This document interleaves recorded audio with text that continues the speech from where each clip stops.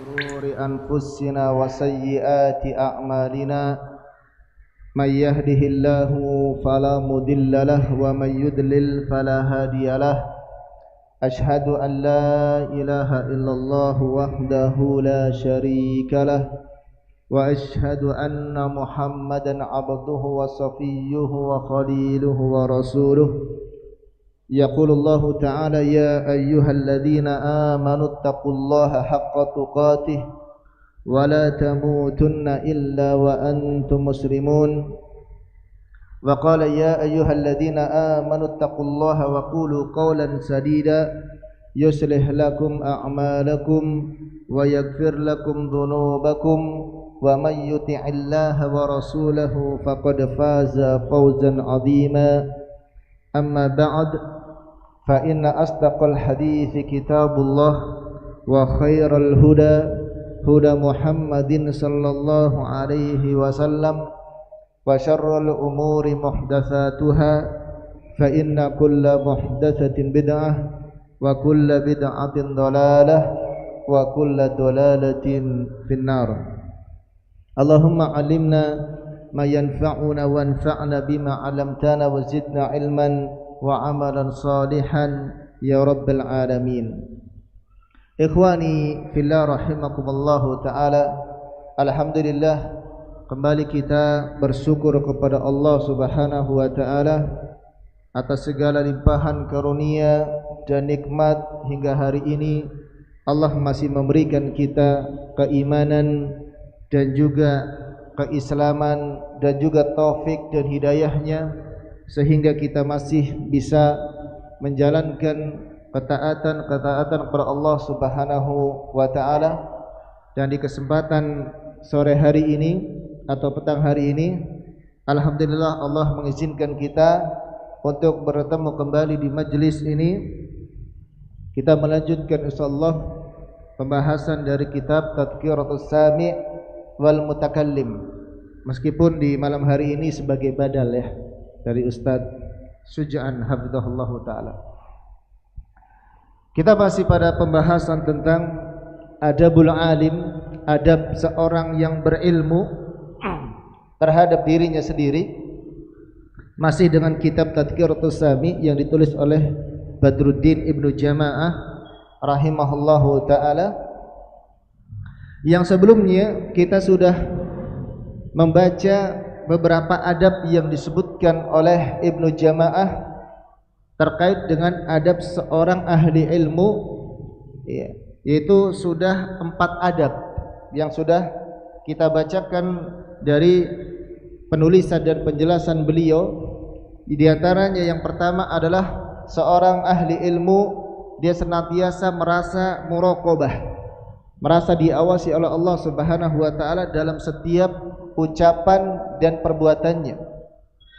Kemudian yang kedua, seorang ahli ilmu dia harus menjaga kemuliaan ilmu.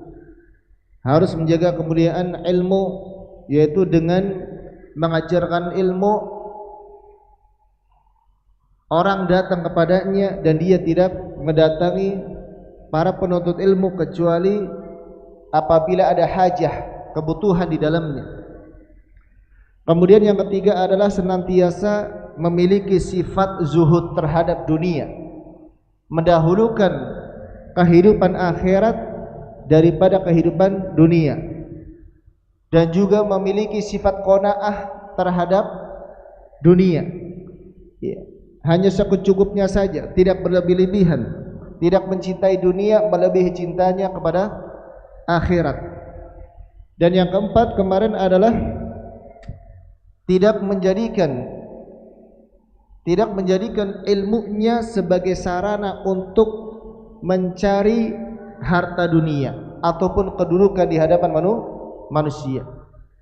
Orang yang punya ilmu itu tidak boleh dengan ilmunya dijadikan sebagai tangga untuk mencari kenikmatan dunia dan kemewahannya. Dan yang kelima adalah seorang ahli ilmu dia menjauhi dari penghasilan yang didapatkan dari pekerjaan yang rendahan, yang menurut tabiat manusia atau adat manusia adalah pekerjaan yang memang menghilangkan muru'ah ahli ilmu, kehormatan ahli ilmu. Dan kita lanjut pada adab yang keenam. Al-Imam Badruddin Ibnu Jama'ah rahimahullahu ta'ala, beliau mengatakan, asadisu an yuhafidhu 'alal qiyami bi sya'airil Islam wa dhawahiril ahkam. Adab yang keenam dari ahli ilmu adalah senantiasa menjaga dan mengerjakan syiar-syiar Islam dan hukum-hukum Islam yang zahir. Jadi mengamalkan syiar-syiar Islam. Ka iqamatis sholati fi masajidil jama'at wa ifsya'is salam lil khawasi wal awam wal amri bil ma'rufi wa nahyi 'anil munkar was sabri 'alal adza bisababi dzalika sadi'an bil haqqi 'inda salatin badhilan nafsahu lillahi la yakhafu fihi lawmata la'im. Kemudian kata beliau, jadi seorang ahli ilmu itu senantiasa menjaga syiar-syiar Islam dan juga senantiasa menjaga hukum-hukum Islam yang memang harus dinampakkan di hadapan manusia. Seperti apa? Seperti sholat 5 waktu di masjid. Dan sebagian ulama berpendapat bahwasanya sholat 5 waktu, sholat di masjid jamaah, sholat berjamaah di masjid, hukumnya fardu ain. Sebagian ulama lagi seperti Syekhul Islam Ibnu Taimiyah mengatakan adalah syarat sahnya sholat bagi laki-laki. Ya, pendapat Syekhul Islam dan juga pendapat dari Ibnu Hazm Al-Zahiri. Senantiasa menjaga sholat 5 waktu di masjid secara berjamaah, kemudian menyebarkan salam. Ya. Jadi upayakan dahulu untuk mengucapkan salam. Tidak harus ya nunggu orang mengucapkan salam. Dia harus ya, menyebarkan syiar-syiar Islam. Dan dia yang lebih utama untuk pertama kali mengucapkan salam kepada manusia, baik kepada orang-orang yang khusus, orang-orang yang dia anggap mulia, misalnya kepada syekh atau kepada yang lainnya, maupun kepada orang-orang awam. Ya, jadi jangan merasa gengsi, saya ustadz, saya ahli ilmu, ya. Maka antum thalib harus mengucapkan salam terlebih dahulu. Memang ajaran Nabi seperti itu. Dan Nabi SAW pernah bersabda, orang yang berjalan mengucapkan salam kepada orang yang sedang duduk. Orang yang sedang naik kendaraan mengucapkan salam kepada orang yang berjalan. Orang yang kecil mengucapkan salam kepada orang yang lebih besar. Itu ajaran Nabi SAW. Tapi ini bukan wajib hukumnya. Maka yang paling utama adalah orang yang pertama kali mengucapkan salam. Mengucapkan salam. Dan mengucapkan salam hukumnya sunnah. Menjawabnya adalah hukumnya wajib. Maka ahli ilmu adalah orang yang paling berhak, paling utama, paling patut untuk dia mengucapkan salam terlebih dahulu. Nah, ketika sudah paham, thalib sudah paham ya, bahwa thalib hendaknya dia mengucapkan salam kepada gurunya, dan ini adalah adab ya, adab dalam Islam. Dan juga al-amru bil ma'ruf, memerintahkan kepada perkara yang ma'ruf, wa nahyi 'anil munkar, dia berdakwah di jalan Allah Subhanahu wa taala, menasehati dalam hal kebaikan ya. Teringat dalam ayat dalam surat Al-Asr, wal 'asri innal insana lafi khusrin illa alladziina amanu wa 'amilus solihati wa tawassaw bil haqqi wa tawassaw bis sabr. Tawasaw bil haq, saling menyampaikan kebenaran, ya.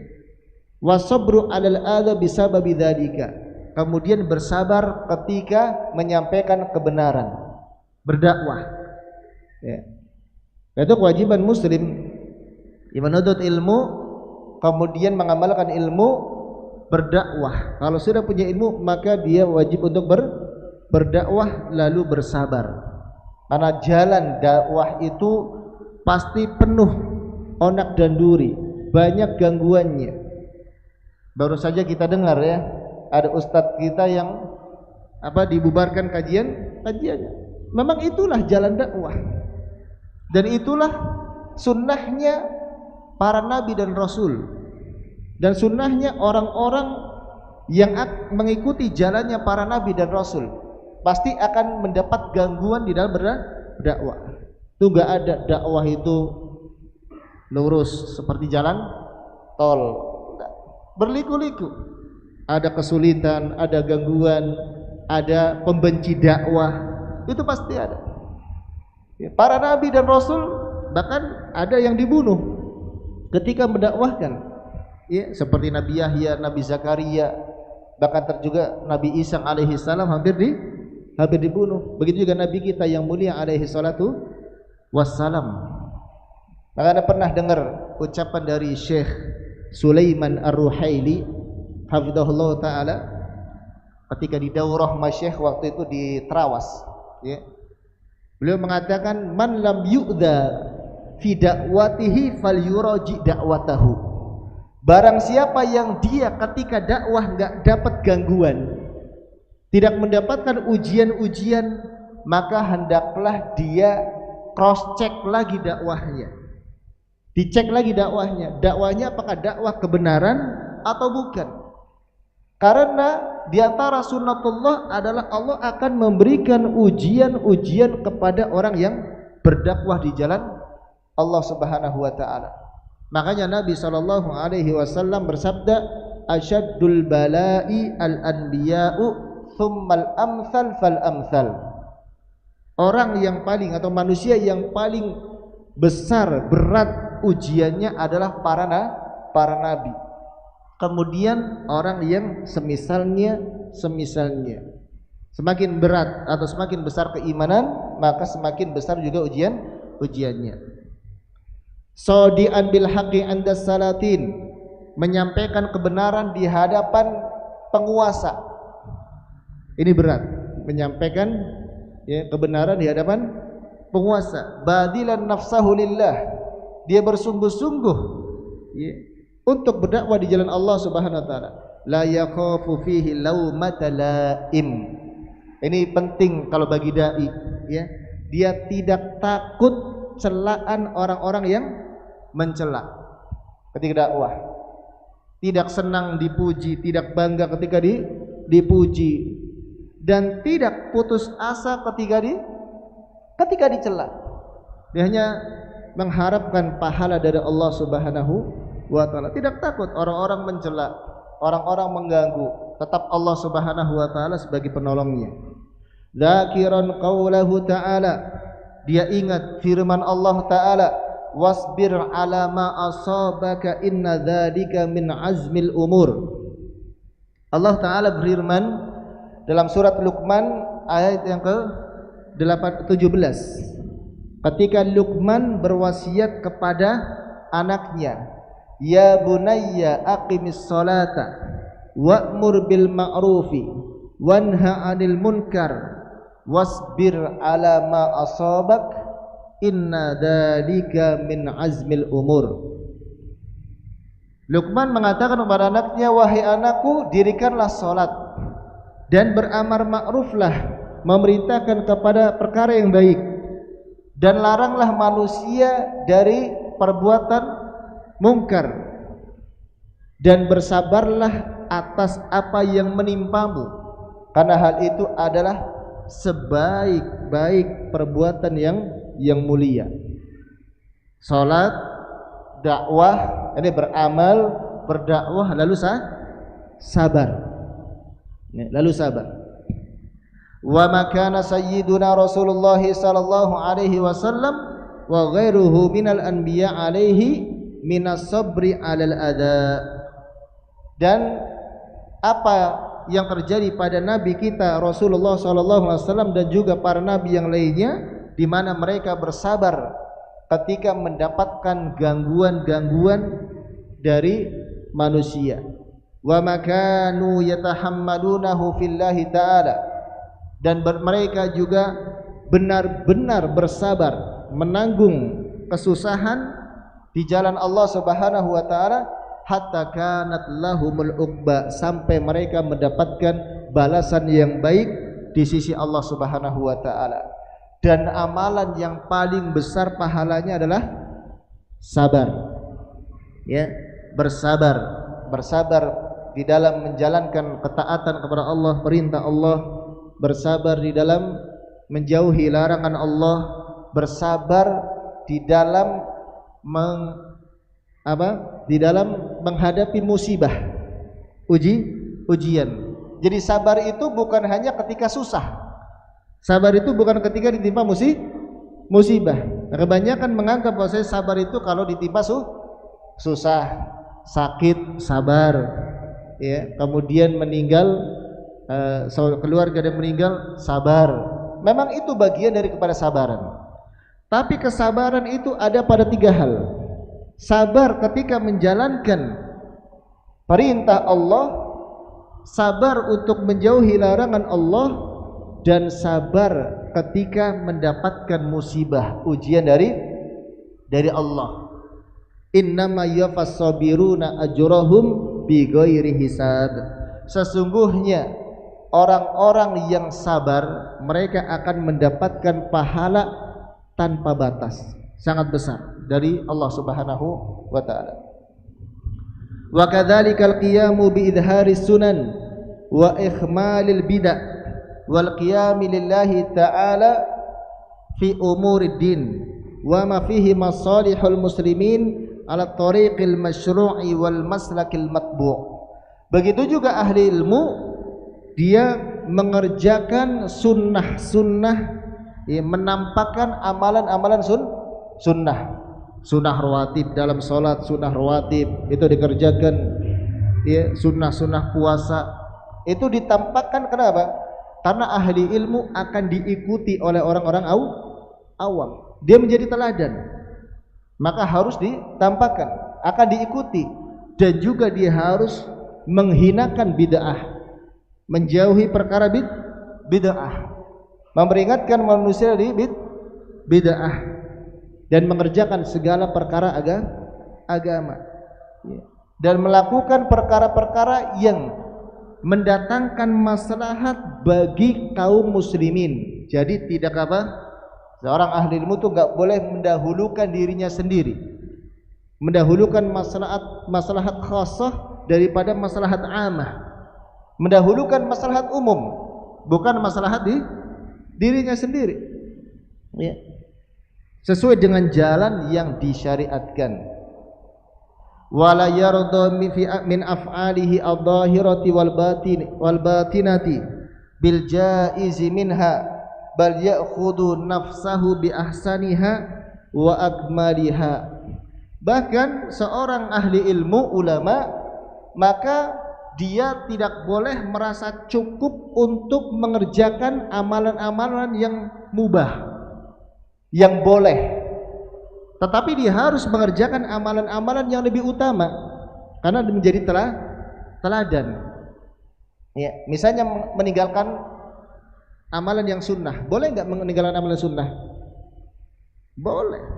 Amalan yang sunnah itu boleh ditinggalkan. Tetapi seorang ahli ilmu, maka tidak selayaknya dia meninggalkan meskipun boleh. Termasuk apa? Termasuk mengerjakan yang makruh. Boleh tidak? Boleh. Namun seorang ulama maka harus dia meninggalkan perkara yang makruh. Kalau sunnah, amalan yang sunnah itu kan kalau dikerjakan dapat pahala, kalau tidak dikerjakan tidak dosa. Artinya boleh ditinggalkan, boleh. Namun ahli ilmu tidak harus, ya bukan harus ya, selayaknya dia mengerjakan yang sunnah, karena apa yang dikerjakan itu akan diikuti oleh orang-orang. Perkara yang makruh itu ditinggalkan dapat pahala, tapi kalau dikerjakan tidak apa-apa, tidak berdosa. Maka lebih baik dia tinggalkan, ya. Jangan kemudian berdalih, ya sunnah itu boleh ditinggalkan enggak dosa. Kok enggak melakukan sunnah? Ya itu kan sunnah, kan enggak apa-apa ditinggalkan. Ya. Ketika melakukan yang makruh, mengatakan itu kan makruh, enggak apa-apa mengerjakan. Memang secara hukum dibolehkan, namun itu khilafus sunnah, khilaful aula, menyelisihi yang lebih utama. Masa dapat pahala sama tidak dapat pahala, pilih yang tidak dapat pahala, ya. Memang berat jadi ahli ilmu, ya. Fa innal ulama humul qudwatu wa ilaihimul marji'u fil ahkam wa hum hujjatullahi ta'ala 'alal awam. Karena sesungguhnya para ulama mereka adalah teladan bagi orang-orang awam, dan kepada mereka lah hukum-hukum Islam itu akan dijelaskan sebagai marja. Mereka itu sebagai sumber, ya, bagi orang-orang awam untuk menanyakan hukum-hukum Islam, dan mereka juga adalah hujjah Allah Subhanahu wa taala bagi orang-orang awam. Karena kewajiban orang awam itu adalah taklid, ngikutin ahli ilmu, ya. Pertama taklid, sebelum dia belajar, sebelum dia mengetahui ilmu, maka dalam perkara-perkara hukum dia taklid kepada ulama, ya. Dan ulama adalah, ya, marja, tempat kembali hukum-hukum, dan juga hujah Allah Subhanahu wa taala.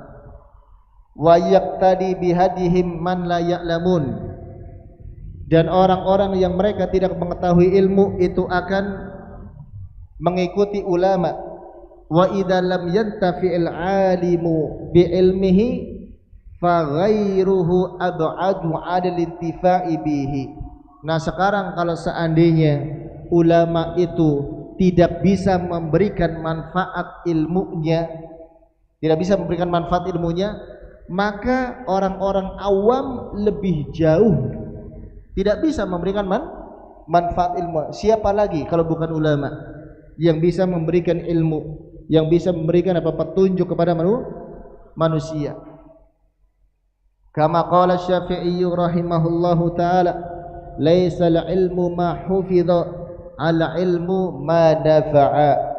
Al-Imam Syafi'i rahimahullahu taala mengatakan, ilmu itu bukan sekedar dihafalkan, dipelajari, ya, lalu tidak diamalkan, bukan. Namun ilmu itu adalah yang memberikan manfaat kepada manusia. Jadi ilmu dipelajari, satu ilmu lalu diamalkan, disampaikan, didakwahkan. Jadi bukan mengumpulkan ilmu sebanyak-banyaknya lalu tidak diamalkan dan tidak diadakan. Itu bukan tujuan ilmu. Namun tujuan ilmu adalah untuk memberikan manfaat kepada manusia, memberikan petunjuk kepada manusia agar mereka beramal. Dan yang paling utama untuk mengamalkan ilmunya adalah orang yang menyampaikan ilmunya. Makanya Nabi SAW bersabda, khairukum anfa'ukum linnas. Sebaik-baik di antara kalian adalah yang paling bermanfaat bagi manusia, baik dalam ilmu, ya, ataupun yang lainnya. Walihada adumat zalatul alim lima yatarattabu 'alaiha minal mafasidi liqtida'in nasi bihi. Oleh karenanya ulama kalau seandainya tergelincir di dalam sebuah kesalahan, ya, maka kerusakannya akan besar. Ada ulama yang tergelincir dalam kesalahan, terjatuh dalam kesalahan, maka kerusakannya itu semakin besar. Berbeda dengan apa? Orang awam, dia melakukan kesalahan biasa saja. Tapi kalau ulama melakukan sebuah kesalahan, maka sangat besar kerusakannya. Kenapa? Karena orang-orang akan mengikutinya. Akan diikuti oleh orang-orang. Ya, akan diikuti oleh orang-orang. Dan terkadang orang yang berilmu itu selalu diawasi sama orang-orang. Ya. Dan inginnya orang awam itu syekh, ustadz atau yang berilmu itu harus sempurna. Melakukan kesalahan sedikit, waduh sudah. Ya. Kenapa? Ya itu kerusakannya seperti itu. Ya. Kemudian yang ketujuh, adab yang ketujuh adalah an yuhafidhu 'alal mandubati syar'iyyati al-qauliyati wal fi'liyati. Seorang ahli ilmu dia menjaga amalan-amalan yang sunnah, baik amalan lisan ataupun amalan anggota badan. Fayulazimu tilawatal Qur'ani wa dzikrallahi ta'ala bil qalbi wal lisan, wa kadzalika ma warada min ad-da'awati wal adhkari fi ana'il laili wan nahari wa min nawafilil ibadati min as-salati was-siyami wa hajjil baitil haram was-salati 'alan nabiy sallallahu alaihi wasallam fa inna mahabbatahu wa ijlalahu wa ta'dhimahu wajibun wal adabu 'inda sama' ismihi wa dzikri sunnatihi matlubun wa sunnatun. Kemudian seorang ahli ilmu dia juga harus semestinya ya menjaga amalan-amalan yang sunnah, ya seperti apa? Membaca Al-Quran, tilawah Al-Quran, kemudian berzikir kepada Allah Subhanahu Wa Taala, zikir pagi dan petang, ya kemudian berdoa, berzikir pada malam hari, siang dan malam. Kemudian melakukan amalan-amalan sunnah ibadah seperti sholat, puasa, haji. Kemudian juga bersolawat atas Nabi Sallallahu Alaihi Wasallam, memperbanyak solawat atas Nabi Sallallahu Alaihi Wasallam. Fa inna mahabbatahu wa ijlalahu wa ta'dhimahu wajibun. Karena mencintai Nabi, memuliakan dan mengagungkan Nabi hukumnya wajib. Wal adabu 'inda sama'i ismihi wa dzikri sunnatihi matlubun wa sunnatun.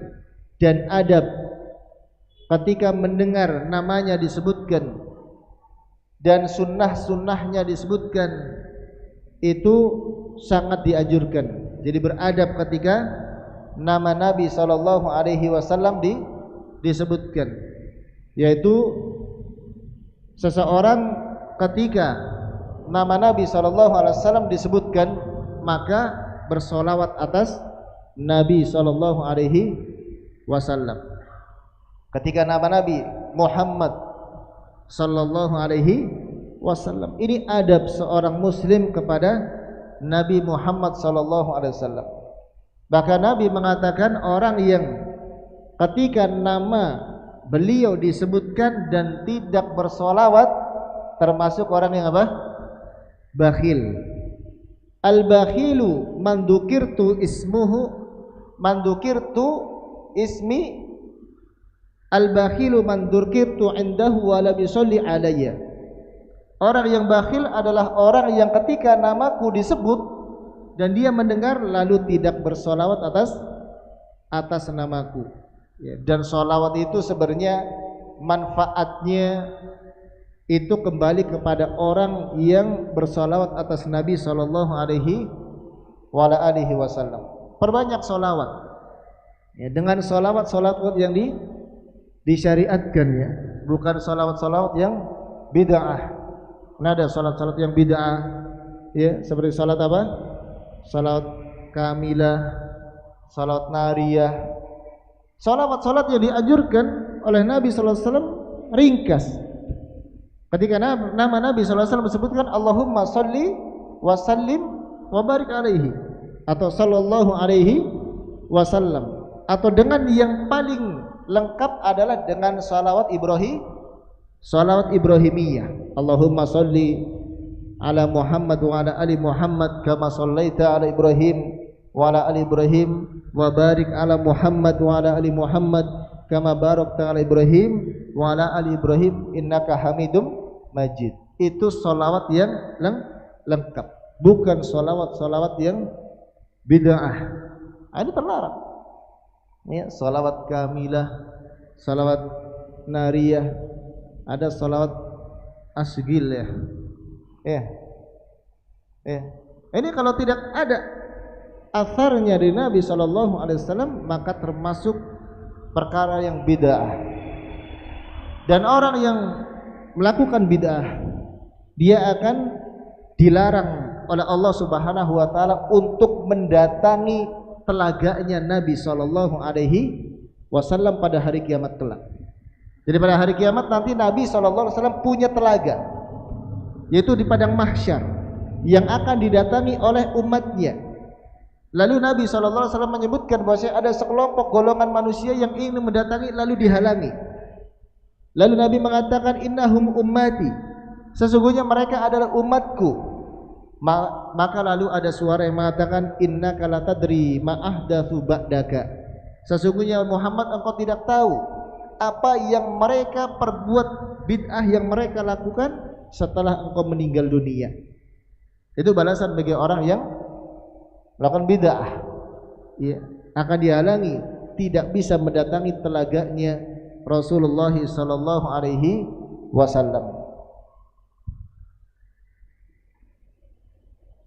Kana Malikun radhiyallahu ta'ala anhu idza dzukira an-nabiy sallallahu alaihi wasallam yataghayyaru launuhu wa yanhani.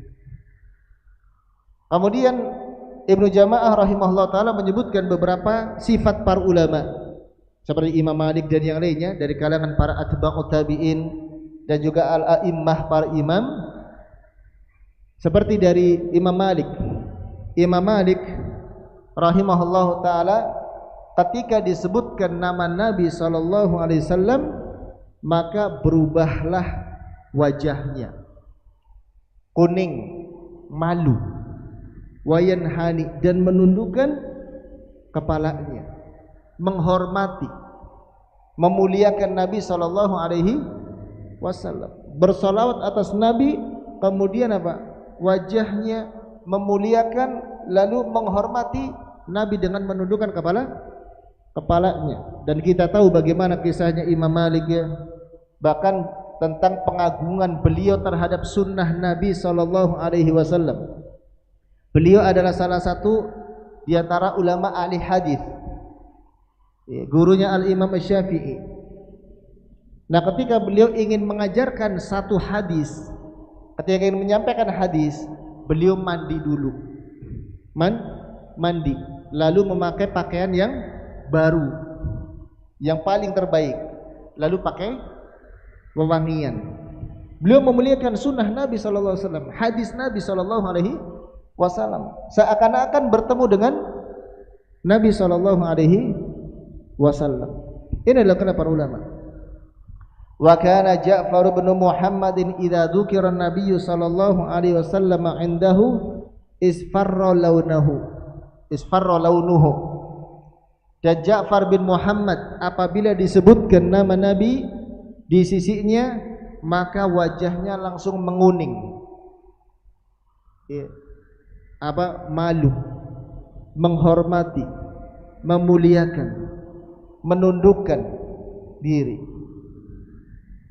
Wa kana Ibnul Qasim idza dzukira an-nabiy sallallahu alaihi wasallam yajiffu lisanuhu fi fihi haibatan li Rasulillah sallallahu alaihi wasallam.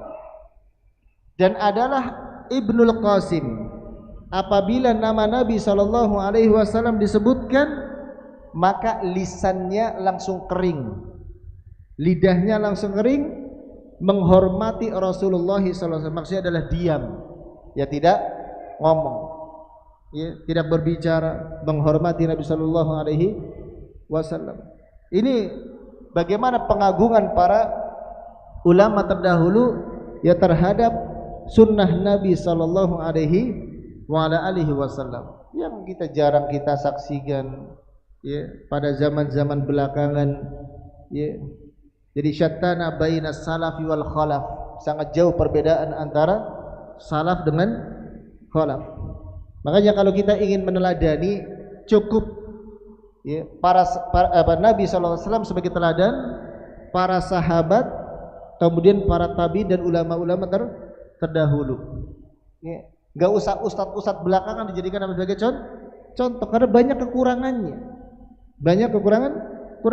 Dan jangan terlalu memuji-muji, berlebih-lebihan, gulu terhadap ustadz fulan jangan.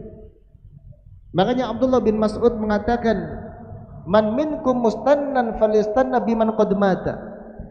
Barang siapa di antara kalian yang ingin mengikuti sebuah jalan, maka ikutilah orang yang telah meninggal dunia. Fa innal hayya la tu'man alaihil fitnah. Karena orang yang masih hidup itu tidak akan selamat dari fitnah. Bisa jadi kita lihat soleh, berilmu, tapi akhir hidupnya kita nggak tahu. Bisa jadi terfitnah. Faulaika ashabun Nabi sallallahu alaihi wasallam. Maka mereka itulah para sahabat Nabi sallallahu alaihi wasallam. Kalau kita ingin mencontoh, menjadikan contoh, ingin mengikuti jalan para ulama, maka jadikanlah Nabi sallallahu alaihi wasallam, baca hadis-hadisnya Nabi sallallahu alaihi wasallam tentang sifat-sifat beliau, akhlak beliau itu ditulis oleh Al-Imam At-Tirmidzi dalam sebuah kitab namanya Asy-Syama'il Muhammadiyah. Bisa kita contoh. Ya. Kemudian juga para ulama yang lain, para sahabat, bagaimana mereka berakhlak, bagaimana mereka beragama, kemudian para tabi'in. Dan ucapan perbuatan mereka itu tertulis di dalam kitab. Dalam kitab. Orang selamat mereka yang mengikuti Nabi, sahabat dan para tabi'in. Wa yanbaghi lahu idza talal Qur'ana an yatafakkara fi ma'anihi wa awamirihi wa nawahihi wa wa'dihi wa wa'idihi wal wuqufi 'inda hududihi wal yahdar min nisyanihi ba'da hifdhihi faqad warada fil akhbarin nabawiyyati ma yazjaru an dzalik. Dan sepatutnya seorang ahli ilmu apabila dia membaca Al-Qur'an, maka ketika membaca disertai dengan memikirkan makna-maknanya. Memikirkan maknanya, kemudian apa perintah dalam Al-Quran tersebut, larangan-larangannya, kemudian ada ancaman, ada jandidi tadaburi, bukan sekedar tilawah tanpa merenungi maknanya. Maka yang paling terbaik ketika membaca Al-Quran itu adalah membaca disertai dengan tadabbur, bukan sekedar tilawah. Ya, bukan sekedar tilawah. Dan ini dilakukan para ulama terdahulu, bahkan para sahabat dahulu seperti itu. Mereka menghafalkan 10 ayat Al-Quran, lalu dipelajari maknanya, tafsirnya, ada hukum-hukumnya halal atau haram, wajib atau sunnah, lalu diamalkan. Setelah itu baru menghafalkan lagi. Dan bagaimana para sahabat terdahulu, bukan hanya sekadar dihafalkan atau dibaca, tapi harus disertai dengan memahami maknanya. Wal yahdar min nisyanihi ba'da hifdhihi, dan berhati-hatilah orang yang dia sudah hafal Quran, dia dilupakan oleh Al-Quran, tidak dimurojaah.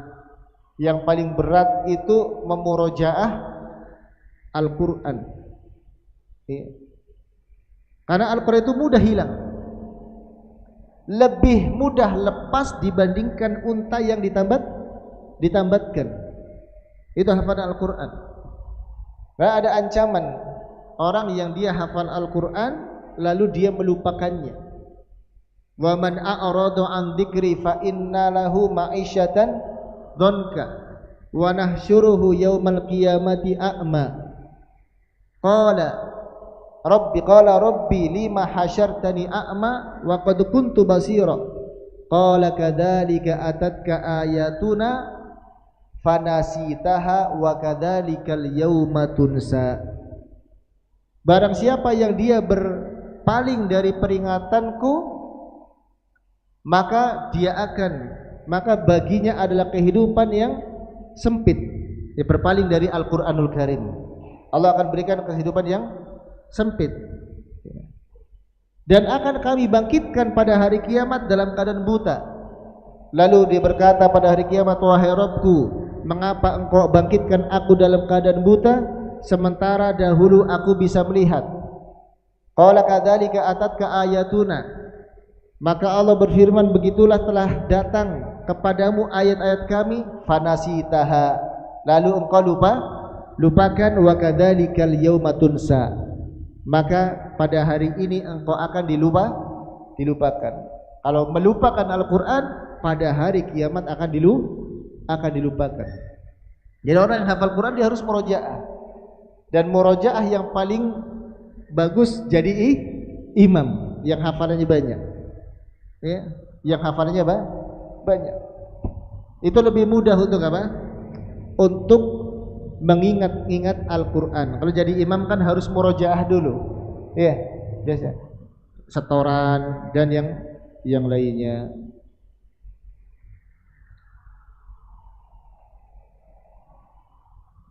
Kemudian wal aula an yakuna lahu minhu fi kulli yaumin wirdun ratibun la yukhillu bihi. Sepatutnya seorang alim dia memiliki wirid, dikir-dikir setiap hari yang selalu dia kerjakan. Ya, paling tidak dikir pagi dan petang, atau membaca Al-Quran, ya, satu hari satu juz, ya, atau semampunya. Fa in guliba alaihi fa yaumun wa yaumun. Kalau seandainya nggak bisa dia mengerjakan wirid harian pagi dan sore, ya, maka karena kesibukan, misalnya sibuk dakwah, ya, sana kemari sana, ya, karena sibuk apa? Sibuk ngajar, sibuk dakwah, ya, kesibukan dai kan begitu, ya. Maka paling tidak sehari dia berwirid, sehari tidak, sehari wirid, sehari tidak, seperti puasa Nabi Daud, ya. Fa in ajiza, kalau seandainya nggak sanggup, fa fi lailatai ats-tsulatsa wal jum'ah, maka hendaknya dia berwirid pada malam Selasa dan malam Jumat, ya. Ini yang dianjurkan. Jadi sepekan 2 kali harus ada amalan-amalan yang dia kerjakan. Ini sudah Isya. Tapi sedikit lagi. Wa qira'atul Qur'ani fi kulli sab'ati ayyamin wirdun hasanun wa warada fil hadithi wa amila bihi Ahmad bin Hanbal. Kemudian membaca Al-Quran 1 minggu sekali, artinya apa? Selama 1 minggu dia khatam, yaitu minimal, ya. Membaca Al-Quran khatam selama 1 minggu. Wirdun hasanun, itu adalah wirid yang terbaik, sebagaimana ini dilakukan oleh Imam Ahmad bin Hanbal. Ya, kita sulit, ya, membaca Al-Quran, khatam Al-Quran, ya, selama 1 minggu karena kesibukan, ya, bukan karena himmahnya sudah lemah, ya. Para ulama dahulu mudah karena kesibukannya itu ibadah, ya. Kalau kita, ya, mudah-mudahan Allah Subhanahu wa taala memberikan taufik kepada kita untuk melakukan amalan-amalan saleh. Ya, jamaah sekalian rahmat Allah Subhanahu wa taala, mungkin kajian kita cukupkan sampai di sini. Mudah-mudahan Allah Subhanahu wa taala kembali pertemukan kita di kesempatan yang akan datang. Aqulu qouli hadza wa sallallahu ala nabiyyina Muhammadin wa akhiru da'wana alhamdulillahi rabbil alamin. Assalamualaikum warahmatullahi wabarakatuh.